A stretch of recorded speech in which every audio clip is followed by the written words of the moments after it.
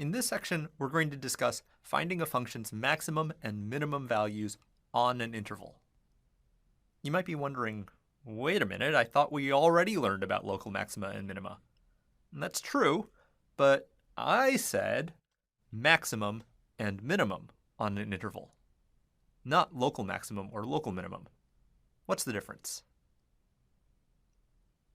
Well, let's look at this function.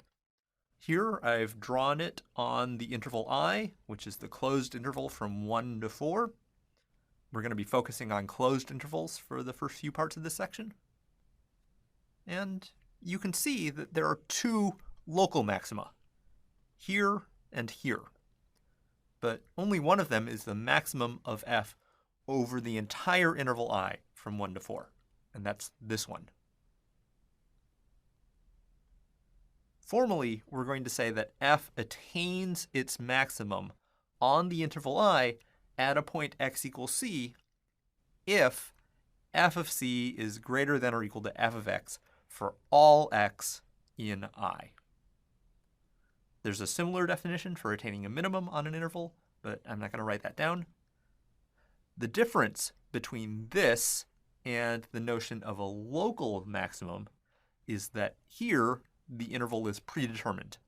F of c has to be the biggest value of f on the entire interval I, whereas to have a local maximum at c merely requires f of c to be the largest on some interval around c, possibly really small.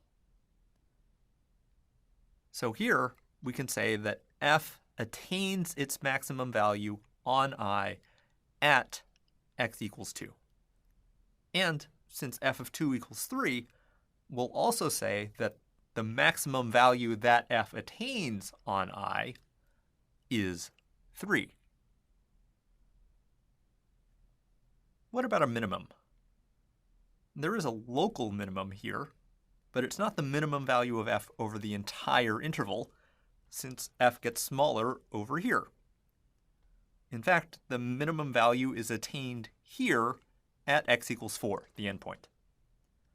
And the minimum value attained by f on I is f of 4, which equals 1.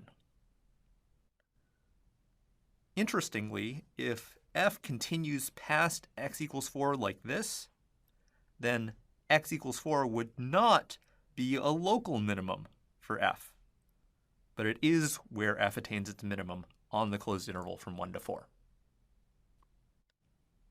I'll erase this, and let's look at another function. Here, you might be tempted to say that f attains its maximum on I right here at x equals 2, but that can't be correct. F of 2 is down here at the solid circle, and there are lots of other values of f that are bigger. So where does f attain its maximum? X equals 1.9? Well, no, because if you move just a little bit to the right, say to x equals 1.95, then f gets a little bit bigger. But f doesn't attain its maximum at x equals 1.95 either. We can find values of f that get arbitrarily close to 3, but f never attains that value. And so the answer is that f does not attain its maximum on this interval at any point. How about its minimum? Well, f of 3 equals 1, and f of 4 also equals 1, and there's no smaller value of f on this interval, so we say that f attains its minimum value of 1 on this interval at x equals 3 and at x equals 4. It's okay if they're tied. So functions might attain their maximum or minimum on an interval at multiple points or at no points. We'll let you play around with a few more examples.